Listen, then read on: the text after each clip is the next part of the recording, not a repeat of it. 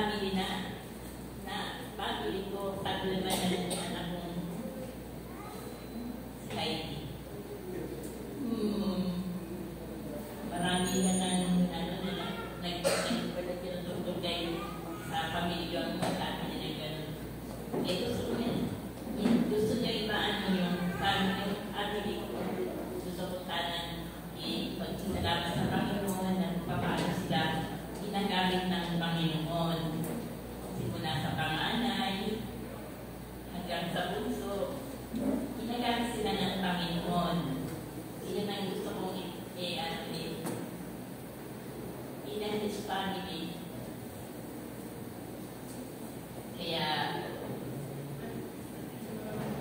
hindi yan ang aking gusto. Kaya yung si Pastor Bert na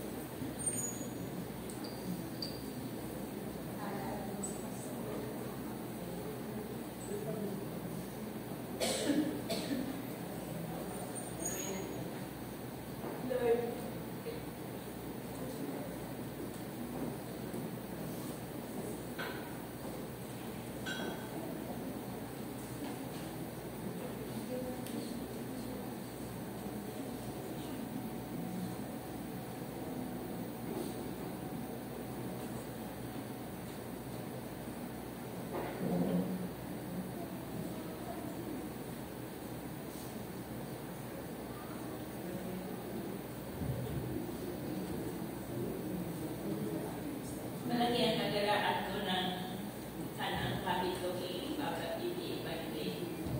Pero ito yung in his family.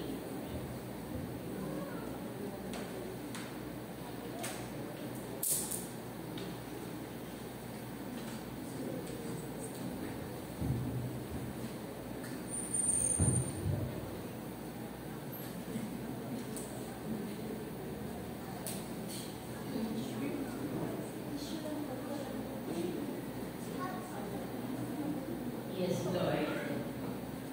Nagpapasalamat ako sa Panginoon sa umagang ito. Aring umuwi ako sa iyong harapan.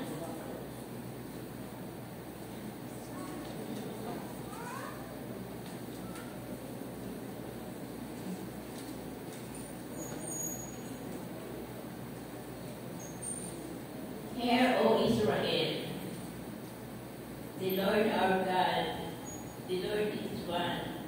Love the Lord your God with all your heart and with all your soul and with all your strength.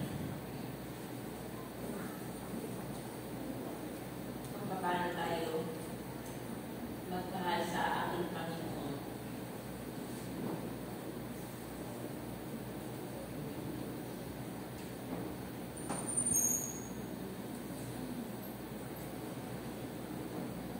Our God, the Lord is one. Love the Lord your God.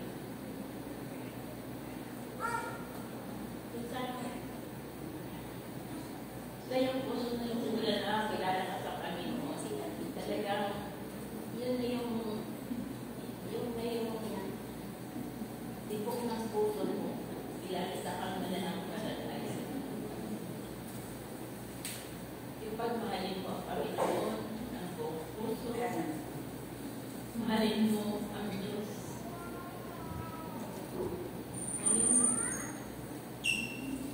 Kaluluwaan ang iyong lakas. Wala kang ibang dapat gawin eh. Kung pagmamahal mo sa Panginoon, ang iyong puso, ang iyong isip, ang iyong kaluluwa.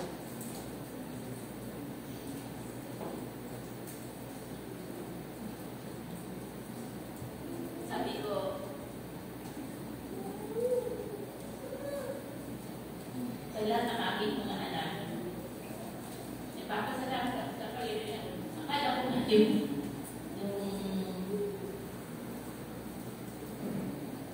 kaya nag-straighten at nag-evaluate your family. Akala ko yung family mo iba-evaluate. Kaya masaya ako sa Panginoon dahil kung paano sila ginagamit ng Panginoon.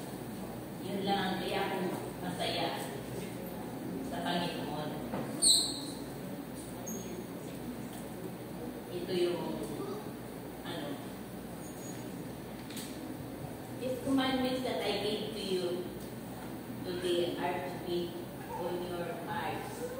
Embrace Him on your children. Talk about Him when you sit at home, when you walk along the road, when you lie down, and when you wake up.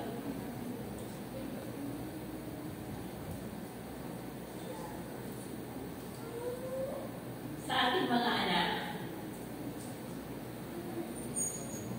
nagtuturo ba tayo ng salita ng Panginoon?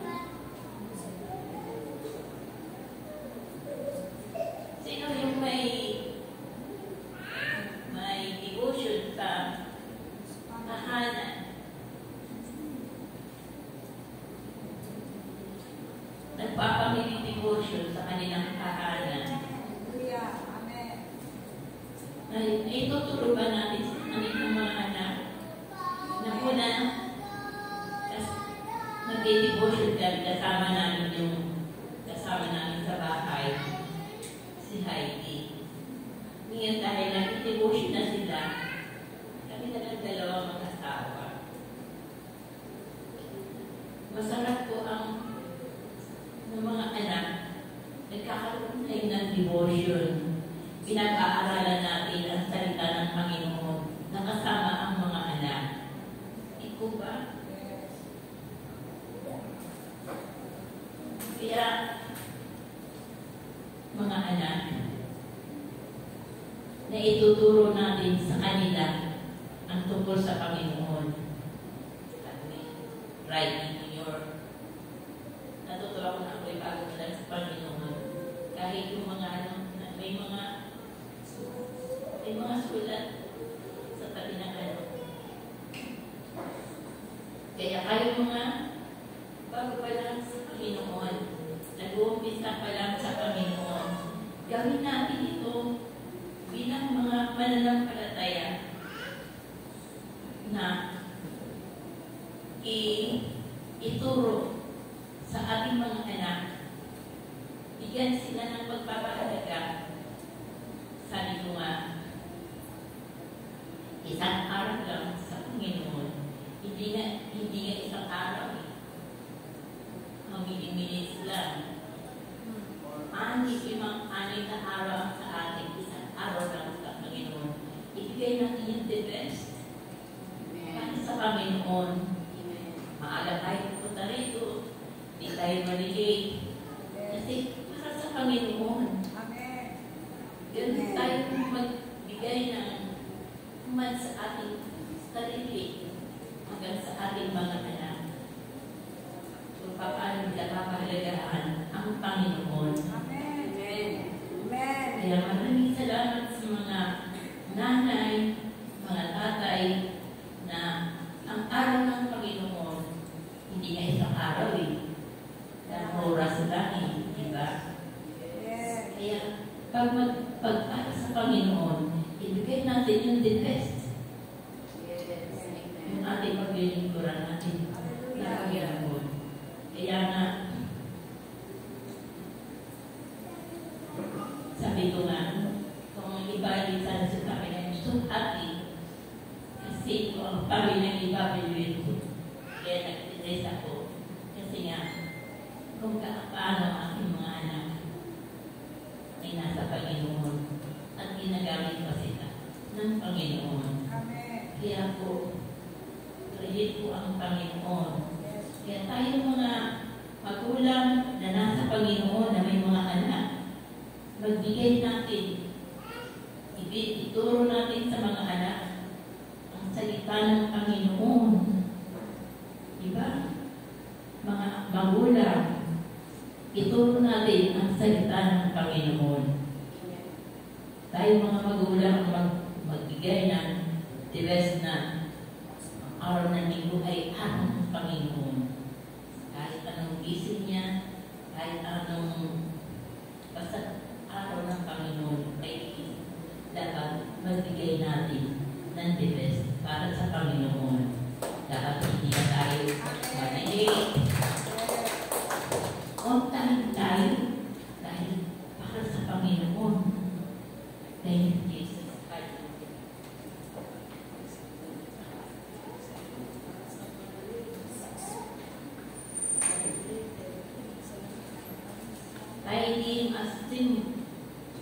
salian. Write him a symbol on your hands and bind him on your foreheads. Write him on the door frames, on the houses, and on your gates. Ganun natin pagpapahalaga ng salita ng Panginoon na kahit saan sa bahay. Kaya nakasubangan ng bagong takas ng Panginoon, yung mga doorknob, yung mga salita ng Panginoon. Ganun natin i-proclaim ang Panginoon na kahit saan, alam na alam nila kung paano paglilingkuran ng Panginoon. Kahit sa mga doorframe, yan, may tatuan ng damit, yung may drawer, may mga verse pa. Kaya tayong mga magulang na nagtuturo tayo sa ating mga anak, may devotion. Sino may devotion dito? Ang family. Brother Edwin. Yung nag-devotion sa family at pinag-aaralan ang salita ng Panginoon.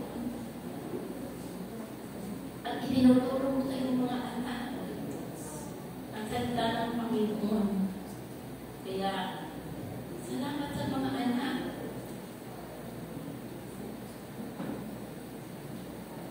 Kaya, sabi ko, kung i-evaluate ang family, talagang natutuwa ako sa Panginoon. Dahil, magkakasama kami. Ngayon,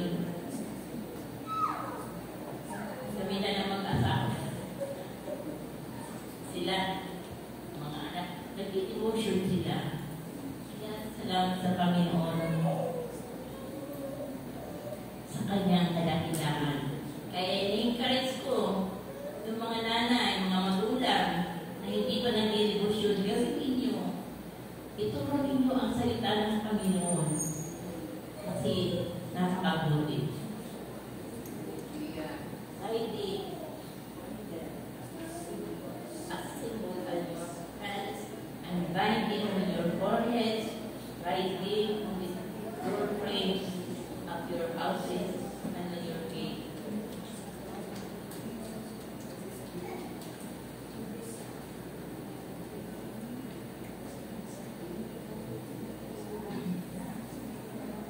Who was Eli, appointed friend before Samuel, his son Hophni and Miriam were praised in their land of their fathers. Ano ang naging magkukulang ni Eli? Nagalit siya. Nagpakita siya na hindi siya sang-ayon sa mga ginawa na kanyang anak hanggang doon lang.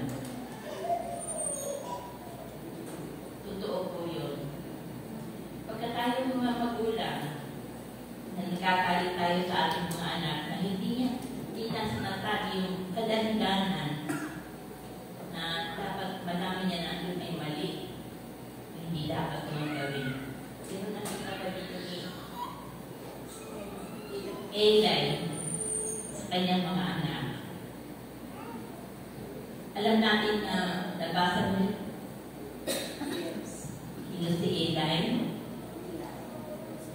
si Eli, na ang kanyang mga anak ay hindi tama ang ginagawa niya, yung ikasampung bahagi para sa Panginoon. May mali ang kanyang ginagawa. Nagnanakaw siya. Sinabi niya lang, pero wala siyang ginawa. Wala siyang action na ginawa. Kung i-represent lagi ang father ko, pag siya'y magpaparusa sa kanyang mga anak, ipapasok ka sa loob ng bahay, nakausapin ka.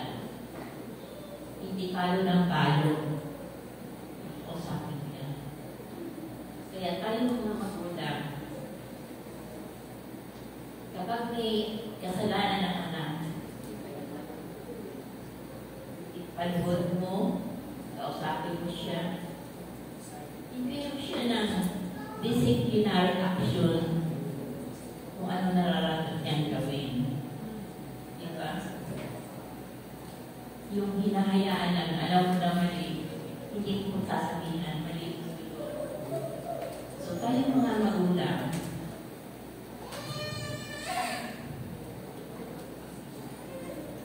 bigyan natin ng tamang discipline yung ating mga anak.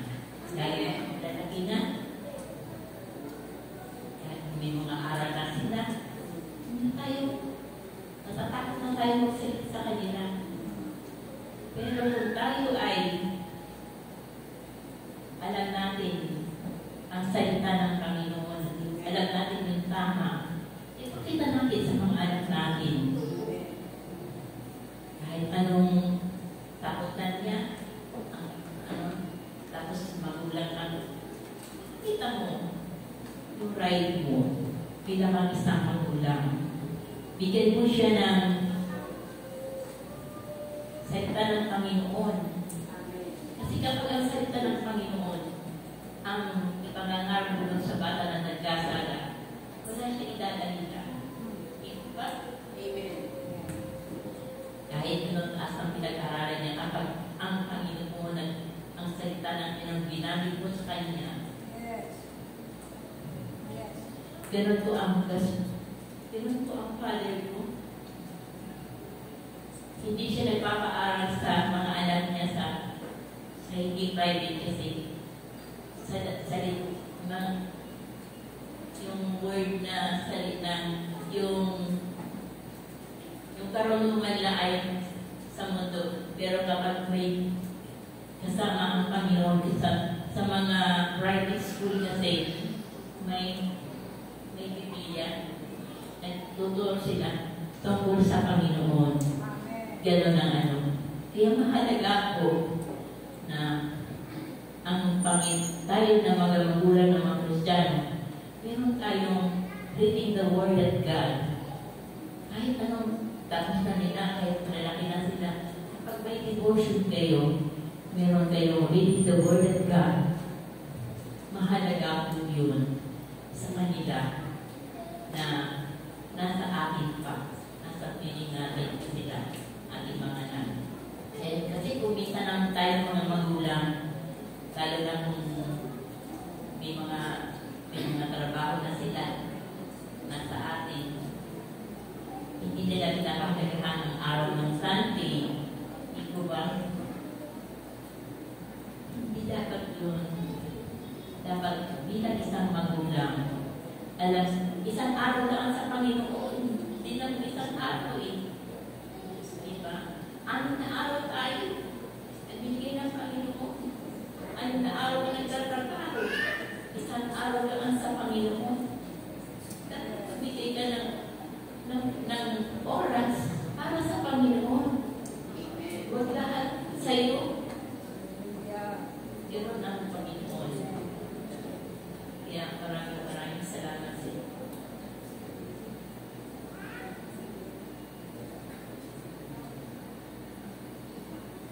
Pero ang naging pagkukulang ni Eli, nagalit lang siya, nagpakita siya ng hindi siya sang-ayon sa mga ginagawa ng mga anak. Ganon. Kung alam mo ang salita ng Panginoon, kung alam mo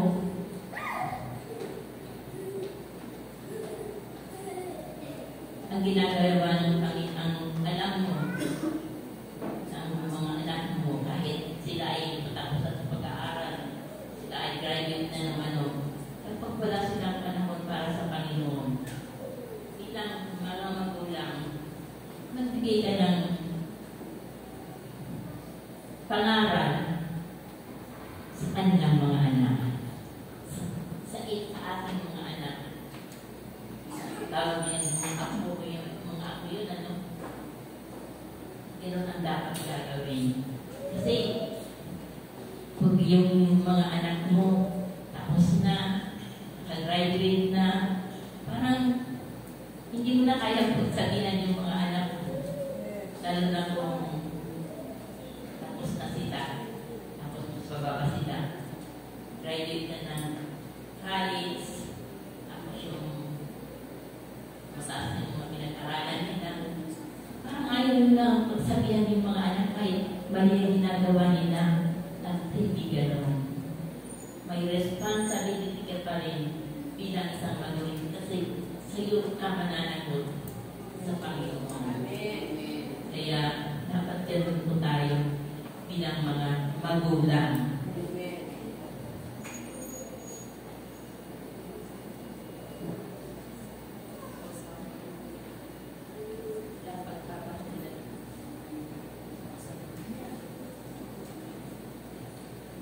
Walang pagpapalaga ang mga anak ni Eli sa Diyos, sabi ng Panginoon kay Eli. Ganun? Ganun na dapat. Ganun na sinabi ng Eli. Walang pagpapalaga sa Diyos. Si anak ni Eli. Kaya tayo, responsibility natin mga magulang.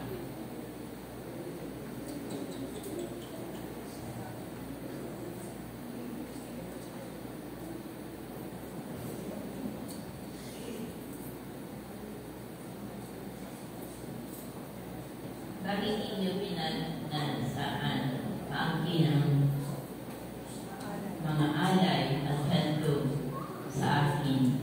Mas ginagalang ka upang yata ng inyong mga anak kaysa sa akin. Bakit mo sila pinababayaan magpasasal?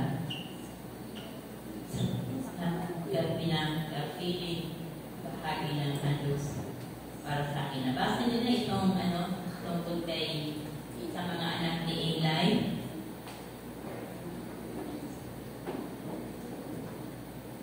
Yung masama ang ginagawa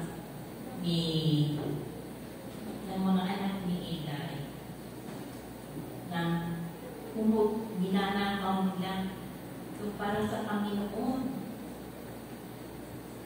Hindi nila binibigyan ang pagpapahalaga. Parents, may ituro natin sa ating mga anak.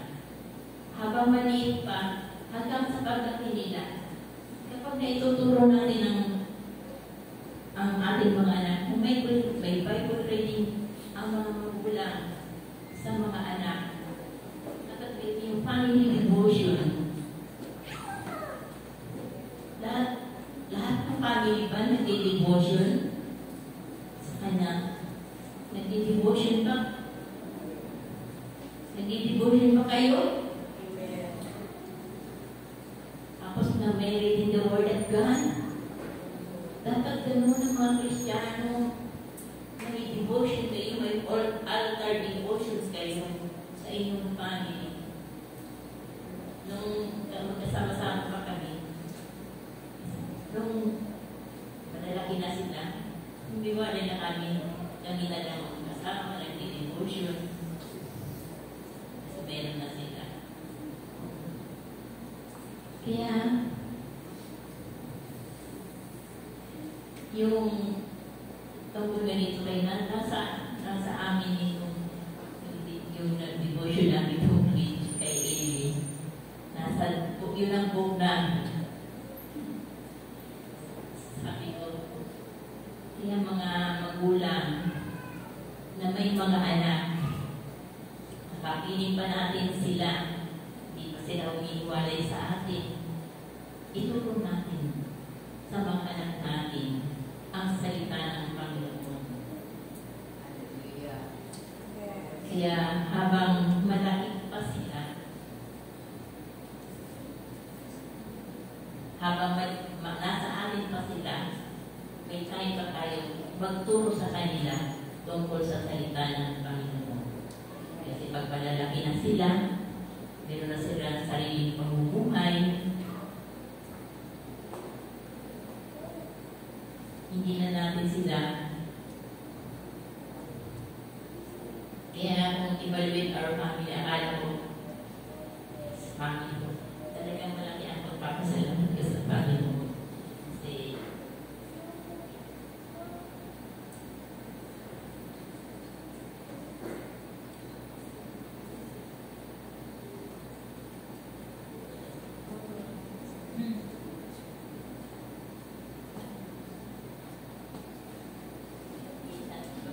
minsan pagkulang natuway ang mga anak. Nagpapakita pa ng pagkagalit, pero walang aksyon. Meron pa mga magulang na ganon? Lalo na po ang anak mo ay tapos na ng kolehiyo. Hindi mo na kayang pagsabihan ng inyong mga anak. May hanap buhay na. Pero kung na-train natin sila ang salita ng Panginoon, kahit anong tapos ang kanyang kahit anong bigil ang kanyang kinuha, kapag naituro na mo sa kanila, hindi na mahirap ituro, no? Hindi na mahirap sabihan sila kasi na-train mo na. Kaya tayo na nag-uumpisa na pa ng mga magulang sa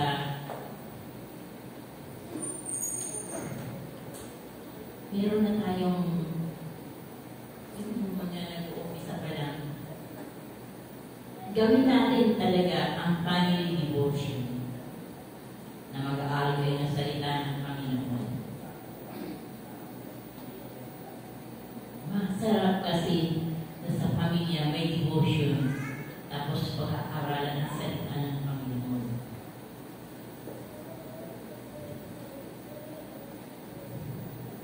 Dapat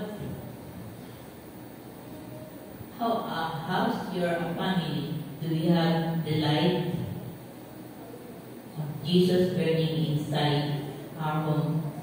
Ganun mangyayari yun.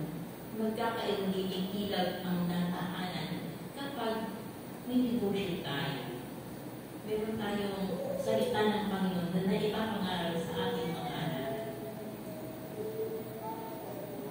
Diba? Kahit matanda na tayo,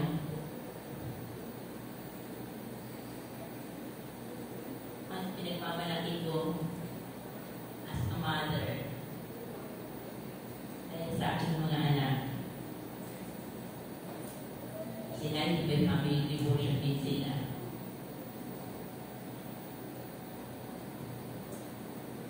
May isa na lang akong maliit si Dong.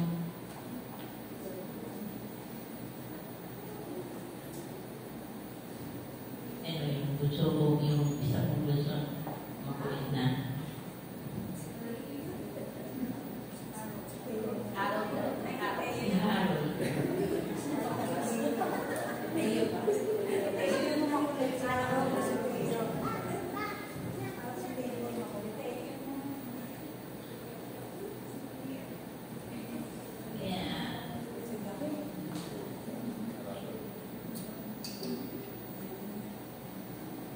Mag-devotion tayo mga magulang na kasama natin mga anak. Ituro natin ang salita ng Panginoon sa kanila. Lalo na yung maliit na ito.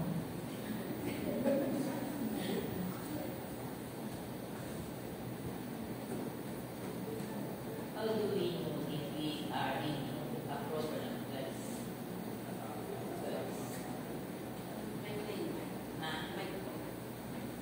How do we know if we are in the approval of God in our family?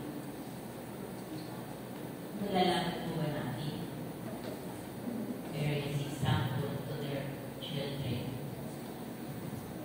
Kaya nga, tayong mga anak, yung mag-aaral ng Sunday, wala kang ibang dapat gagawin. Pakalago talaga ang araw ng Sunday. Kaya dapat hindi nahuhuli ang mga magulang.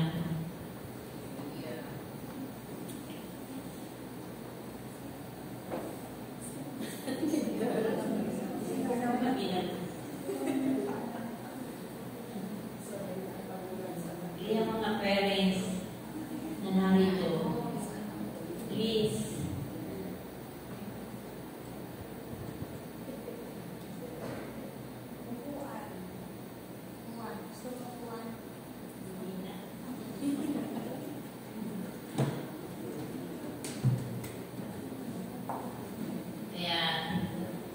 parents put to their children, example to their children.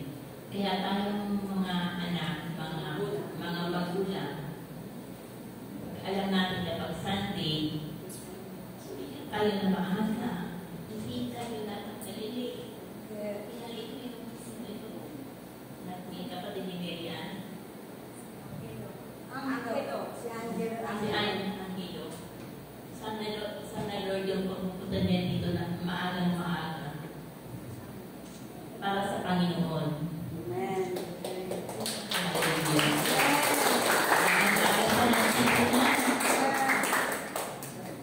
Sama pa niya.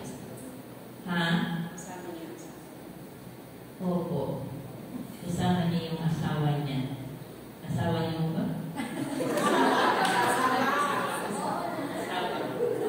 Asawa niya.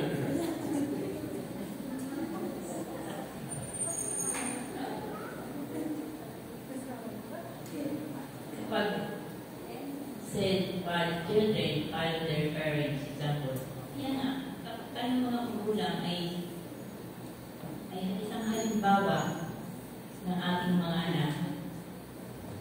Natutuwa ko kay Pastor Jerry. Kasi, yung pangalan niya, sino yung tawag yung Jackie. Si Jackie. Mahaba dati yung buhok. Ngayon, mabuti, nag-orbit na. Kasi ibig sabihin, lalaki na ang orbit niya. Diba?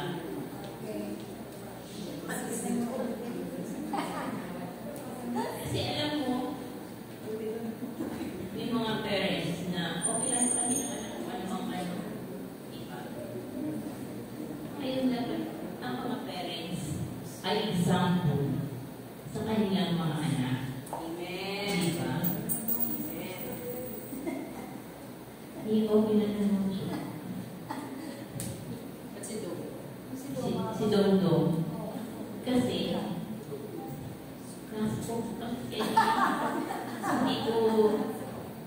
hindi na ako nalakaan sa ano lang. They are not already at my ano.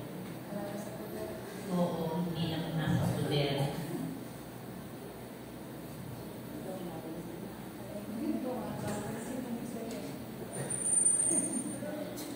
Kaya guys, worship in the family, service in the family, growing in character. Amen. Sinagawa ba natin ito, mga parents? Worship in the family, service in the family, growing in the character. Natutuwa ako kay Sister Ami na may family devotion kayo.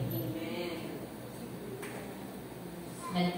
Ang salita ng ikaw pinag-aaralan. Ano sa nagsabi na raise ng hands na may family devotions? May family devotion kayo. Pinag-aaralan natin ang salita ng Panginoon.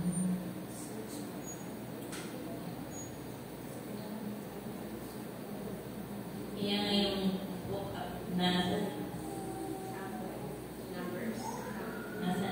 kami na sa tatay, sa ano, Samuel na kami.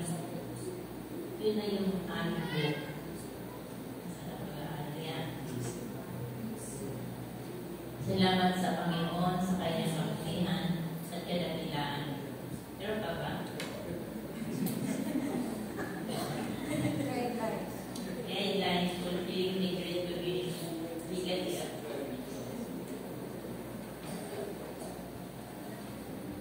kaya tayong mga magulang, maging halimbawa talaga tayo sa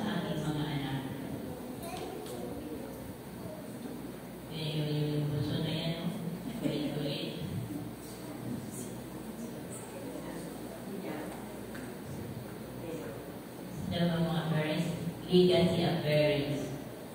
Kapag nakikita ng mga anak kung ano ang ginagawa ng kanilang magulang, hindi tayo na mahihirapan na magpasunod sa kanila. Amen. Di ba mga magulang?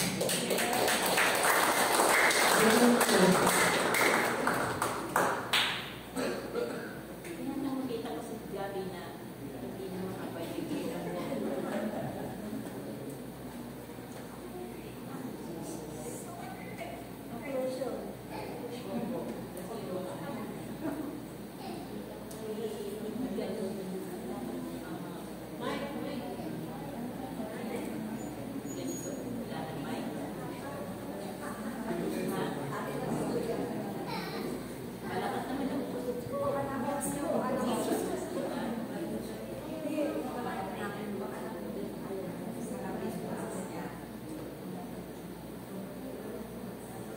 Conclusion. Kung ang Diyos ay pag-evaluate ng ating pamilya, matutuwa kaya siya o balulungkot? Pag mag-evaluate, tama yung sinabi. Matutuwa ba ang ating Panginoon kapag hindi na mag-evaluate sa atin o balulungkot?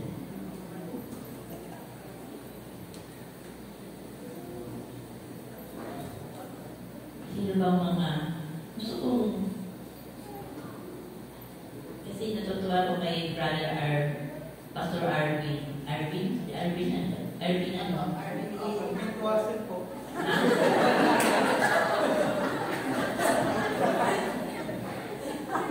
Ang kanyang mga anak ang gagwapo. Siyempre, pinapulahan. Pastoran, ano yan? Anak ko sa akin. Kaya, kung may family devotion kayo, tuturo ninyo sa mga anak. Matutuwa. Matutuwa. Thank you, Lord. Kaya,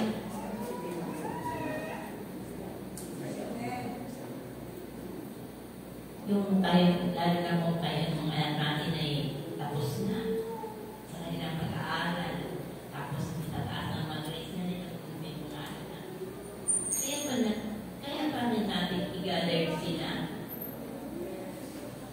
kung sila mismo mayroong magdi-devotion na rin sila sa sarili nila.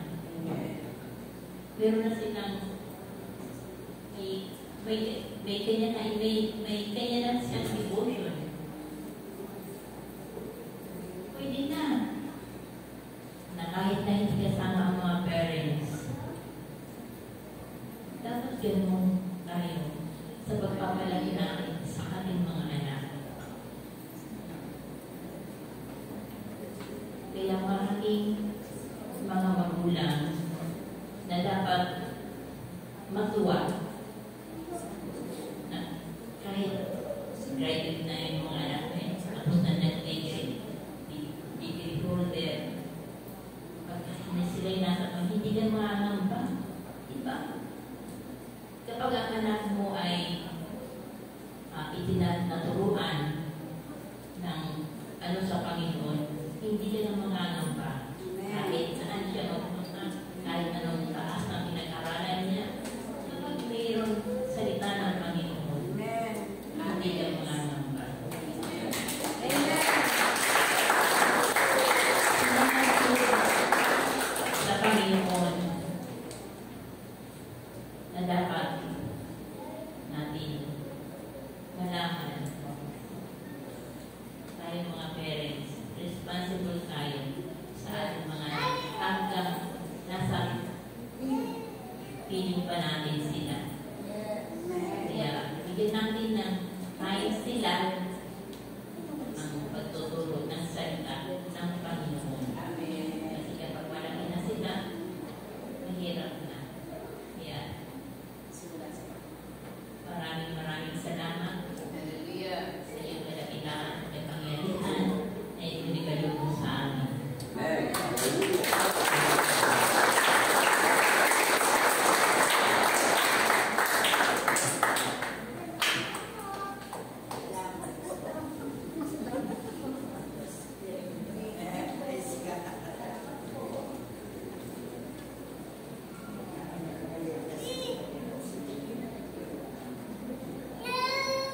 Amen. Puli po ang Panginoon. Palakpakan po natin ang Lord. Amen. Pero I hope po, prayer ko po is may nag-rema sa atin. Sabi nga, pinaka-importante dun sa kwento na yun is that hindi lang sapat na bilang magulang, nagalit ka lang. Kasi pa pwedeng magalit ka lang eh. Pero kapag nagalit ka, tapos wala kang ginawang aksyon, katulad na nangyari kay Eli, hindi maunawaan ng mga anak natin kung ano yung pinapagdisiplina ng Panginoon. So, magalit at gawa ng natin ng aksyon. So, legacy ng mga magulang. Salamat, Pastor Emma. Very good. Kain pa ang Panginoon sa bagay ko. Ngayon, hindi ko alam kung talaga nakaka-proud kami mga anak. Pero, gusto kong sabihin na, Pastor Emma, proud ako.